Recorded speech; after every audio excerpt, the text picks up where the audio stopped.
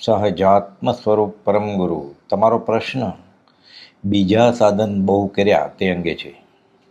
વચનામૃત 154માં પરમ પૂજ્ય મોરબી ક્ષેત્રે આ રત્નમાં લખે છે કે બીજા સાધન બહુ કર્યા કરી કલ્પના આપ, અથવા અસદગુરુ થકી ઉલટો વજ્યો ઉતાપ. બીજા સાધન એટલે જેનું ફળ આત્માર્થ ન હોય, મોક્ષ ન હોય તેવા સાધનોને બીજા સાધન કહ્યા છે. સાસા ક્રિયા યા ફલવતી, પણ છૂટવાનું ફળ સંસાર પરિભ્રમણ સીમિત થાય એવું ફળ મળ્યું નહીં. કેમ કે એ લક્ષ્ય ક્રિયા થઈ જ નહોતી. લક્ષ વગરના બાણ. એક કહે સેવીએ વિવિધ ક્રિયા કરી, ફળ અને કાંત લોચન ન દેખે. ફળ અને કાંત ક્રિયા કરી બાપડા, રડ વડે ચાર ગતિ માહે લેખે. ખરો જૈન તો જીન થઈ જીન આરાધે, તો સહી જીનવર હોય રે. ભક્તિના 20 દોહરામાં આવે છે તેમ અહમભાવથી રહિત નહીં, સ્વધર્મ સંચય નહીં, નથી નિવૃત્તિ નિર્મળપણે અન્ય ધર્મની કાંઈ. આત્મધર્મમાં ગણાય એવું તો કાંઈ કર્યું નથી. અન્ય ધર્મ એટલે બહારની ક્રિયાઓ ધર્મ નામે કર્યા કરી, તેની પણ નિવૃત્તિ નિર્મળપણે કરી નથી, અભિમાન કર્યું છે. વચનામૃત 166માં બોધ્યું તે મુજબ અનાદિકાળના પરિભ્રમણમાં અનંતવાર શાસ્ત્ર શ્રવણ, અનંતવાર વિદ્યાભ્યાસ, અનંતવાર જીન દીક્ષા, અનંતવાર આચાર્યપણું પ્રાપ્ત થયું છે. માત્ર સત મળ્યા નથી, સત શૂન્યું નથી અને સત શ્રદ્ધ્યું નથી. અને એ મળે એ શૂન્ય અને શ્રદ્ધે જ છૂટવાની વાર્તાનો આત્માથી ભણકાર થશે, એમ કૃપાલદેવ આ પત્રમાં કહે છે. જોકે જ્ઞાની કોઈ પણ ક્રિયાનો નિષેધ કરતા જ નથી, પણ સ્વચ્છંદે કે કદાગ્રહે ક્રિયા થતી હોય તો તેનો નિષેધ પણ કરે અને વળી આગળ ઉપર તે જ ક્રિયાની આજ્ઞા આપે. ઘણું કરીને મનુષ્યાત્મા કોઈને કોઈ ધર્મમતમાં હોય છે અને તેથી તે ધર્મમત પ્રમાણે પ્રવર્તવાનું તે કરે છે એમ માને છે, પણ એનું નામ મુમુક્ષતા નથી. વચનામૃત 254. મોહાસક્તિથી મૂંઝાય તો મુમુક્ષુ કહેવાય. પેઢી દર પેઢી ધર્મ ચાલ્યો આવતો હોય અને જે કુળમાં જન્મ્યો એ કુળનો ધર્મ તેનો ધર્મ એમ ઘણું કરીને માનવામાં આવે છે. જે તે સંપ્રદાયના કુળગુરુઓ બતાવે તે પ્રમાણે ધર્મકરણી કરવી તે રૂઢ થઈ ગયું હોય છે. વચનામૃત 664માં બોધ્યું તે મુજબ ત્યાગ પણ અકર્તવ્ય ભાવે કર્તવ્ય છે. સાધુ, ઉપાધ્યાય, આચાર્ય થવા માટે નહીં, ગચ્છ ટકાવવા માટે નહીં. ધર્મ આરાધન અને ધર્મની કરણી આત્મા હાંસલ કરવાની છે. પોતાની રુચિએ, સ્વચ્છંદે, ઓગે સંપ્રદાયના ખ્યાલ મુજબ અથવા તો કુળ ધર્મની ક્રિયાઓ જે બાપ દાદા કરતા આવ્યા છે તે ક્રિયાઓ આત્મધર્મ સમજીને કર્યા કરી, પણ ઊંધી ઈંટ હોય તો તેના પર ઘર કેમ ચણાય? પૂજ્ય પ્રભુજીજી બોધમાં જણાવતા, નિજ છંદન સે ના મિલે હેરો વૈકુંઠ ધામ, સંત કૃપા સે પાઈએ સો હરિ સબસે ઠામ. પરમ કૃપાદેવને ધર્મ વિષયક આ દશા જોઈ કરુણા ઉપજી. નિષ્કારણ કરુણાથી મત દર્શનના આગ્રહ વગર છૂટવાનો માર્ગ, મૂળ માર્ગ બતાવ્યો. આત્મસિદ્ધિ પણ એટલે જ રચી કોઈ ક્રિયાજળ થઈ રહ્યા, શુષ્ક જ્ઞાનમાં કોઈ માને માર્ગ મોક્ષનો કરુણા ઉપજે જોઈ. વિષ્ણુ પુરાણમાં પણ કહ્યું છે કે સા વિદ્યા યા વિમુક્તે, જીવને બંધનથી મુક્તિ અપાવે તે ખરી વિદ્યા. અને વચનામૃત 749માં બોધ્યું તે મુજબ જ્ઞાનનું ફળ વીર હતી. વચનામૃત 401માં બોધ્યું કે કલ્યાણ શું અને તે કેમ હોય તેની વારંવાર વિચારણા અને ગવેષણા કરવી. એ પ્રકારમાં અનંતકાળ થયા જીવની ભૂલ થતી આવી છે. જે કુળમાં જીવ જન્મે તે કુળની ધર્મને નામે થતી ક્રિયાઓને ધર્મકરણી ગણે. અનાર્ય કુળમાં જન્મ્યો હોય કે આર્ય કુળમાં, વધુમાં વધુ કુલ ધર્મની ક્રિયા તે ધર્મ તે મુજબની ક્રિયા કરતાં આખું પૂરું થાય છે. વાણિયાપણું, બ્રાહ્મણપણું કે જૈનપણું, શ્વેતંબર કે દિગંબરપણું, ઢૂંઢિયા કે તપ્પા, એ બધા ધર્મ સંબંધી ખ્યાલ થયા. તે જૈન સંબંધી ખ્યાલ સર્વે ભૂલવા કૃપાલદેવ જેઠાભાઈને 37મા પત્રમાં બોધ્યું છે. યમ નિયમ પદમાં બધી ક્રિયાઓ વર્ણવી. છેવટે આ બધું કરતાં છતાં હાથમાં કશું આવ્યું નહીં તે અંગે બોધ્યું. ક્રિયા બધી ઉલટ ભવભ્રમણનું કારણ બન્યું, છૂટવાનું નહીં. સ્વચ્છંદે અધ્યાત્મનું ઘણું વાંચન કર્યું. જો શુષ્ક જ્ઞાની બની જાય, કાં તો ઉન્મત્ત પ્રલાપ દશા આવે, કાં તો સ્વયંને જ્ઞાની માની લેવાનું બને. આ તો પોતાને તો નહીં, તેના સંગમાં આવનારને પણ તરવાનું કારણ બને નહીં. હું સંશય પામ્યો નહીં જી મૂર્ખ કરે વિચાર, આળસુ આ ગુરુ શિષ્ય નો રે એ છે વચન પ્રકાર.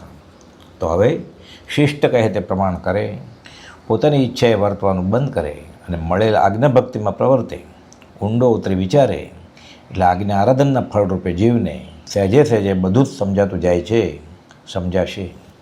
અથવા અસદગુરુ થકી ઉલટો વધ્યો ઉતાપ, પોતાની કલ્પનાએ કર્યા કે અસદગુરુએ આપેલ સાધનો સેવ્યા એટલે જીવને ક્લેશિત થવાનું ફળ આવ્યું.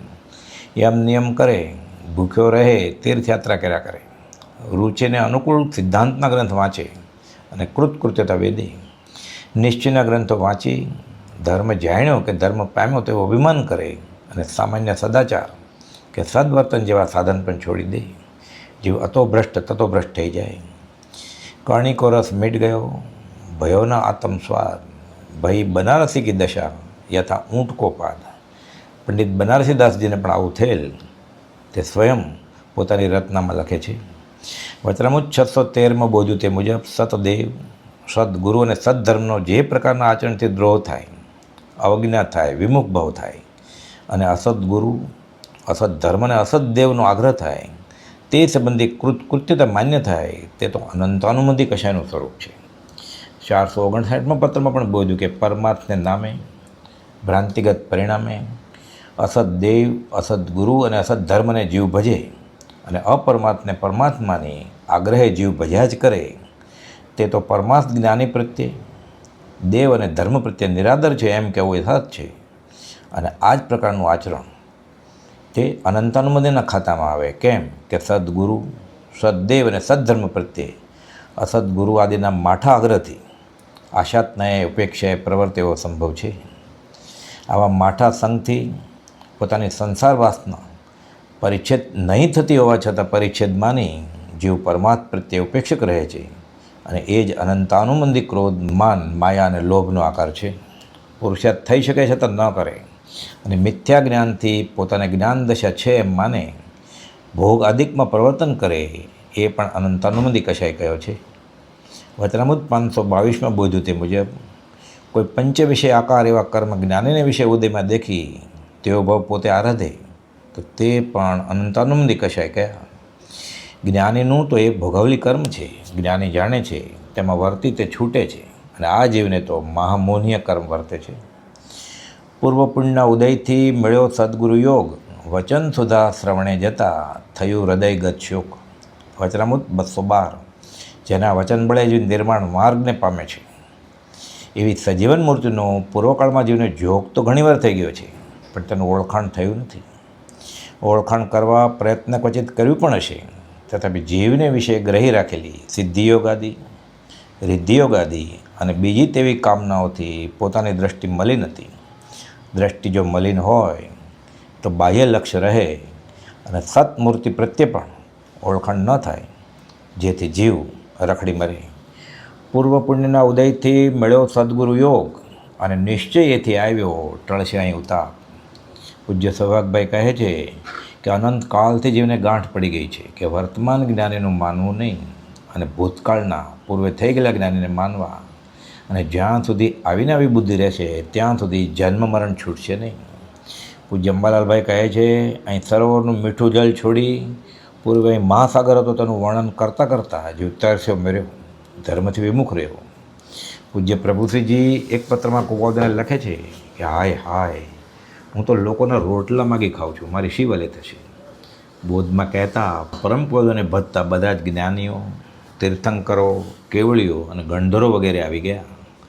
પૂજ્ય બ્રહ્મચારીજીને તો પોતાના ભગીરથ પુરુષાર્થ અને પૂજ્ય પ્રભુશ્રીજીના પરમ સત્સંગના યોગે પરમ કૃપાલદેવમાં પરમાત્માપણાના દર્શન થયા. કહેતા હજુ કૃપાલદેવમાં પરમેશ્વર બુદ્ધિ નથી આવી એટલે જ્યાં ત્યાં માથા ભરાઈ જાય છે. શાંતિ પમાડે તેને સંત કહીએ, તેના દાસના દાસ થઈને રહીએ. 5 ઇન્દ્રિયોના વિષયો અને કશાયમાં જીવને રસ ઘટવા માંડે, સંસાર પ્રત્યે રસ ઘટવા માંડે. જીવને નિવૃત્તિમાં એટલે કે પ્રવૃત્તિને સંકોચોમાં રસ હોય ત્યારે ધર્મ સેવાય છે એમ કહી શકાય. ધર્મનું ખરું ફળ પણ આવું થયા બાદ અનુભવાય છે. બાકી બીજા સાધન બહુ કર્યા એ બધું બીજું હવે કરવાનું બંધ થશે અને નિત્ય કર્યો સત્સંગ મેં એક લક્ષ્યથી આપ ભાવરોગના અને ભવરોગના વૈદ્ય રાજેશ્વર, ભાવ ઔષધ તુજ ભક્તિ હે રાજ, ભાવ ઔષધ તુજ ભક્તિ. પૂજ્ય બ્રહ્મચારીજી અનુભવવાણી લખે છે કે ભક્તિ ભલી ભગવંત તમારી, સૌ સાધનનો સાર, પ્રેમ પ્રમાણે પ્રભુ પ્રગટાવે, મોક્ષ તણી નહીં વાર. અતિ આનંદકારી, જનહિતકારી, ભવ દુઃખહારી, નામ તમારું નાથ. સંત કબીર કહે છે, બલિહારી ગુરુ આપનો, ઘડી ઘડી 100 બાર, મનુષ્ય દેવત કિયા, કરત ન લાગી બાર. વચનામૃત 777માં કહ્યું તે મુજબ તથારૂપ એટલે કે યથાર્થ, આપ્ત એટલે મોક્ષ માર્ગ માટે જેના વિશ્વાસે પ્રવર્તી શકાય એવા પુરુષનો જીવને સમાગમ થવામાં કોઈક પુણ્ય હેતુ જોઈએ છે, તેનું ઓળખાણ થવામાં મહৎ પુણ્ય જોઈએ છે, અને તેની આજ્ઞા ભક્તિએ પ્રવર્તવામાં મહৎ પુણ્ય જોઈએ છે. એવા જ્ઞાનીના વચન છે તે સાચા છે એમ પ્રત્યક્ષ અનુભવાય એવું છે. તે પ્રાપ્ત કરવા વચન કોનું સત્ય કેવળ માનવું, નિર્દોષ નરનું કથન માનવું, તે જેણે અનુભવ્યું સત્પુરુષનું યોગ બળ, જગતનું કલ્યાણ કરવું, સહજાત્મ સ્વરૂપ પરમ ગુરુ.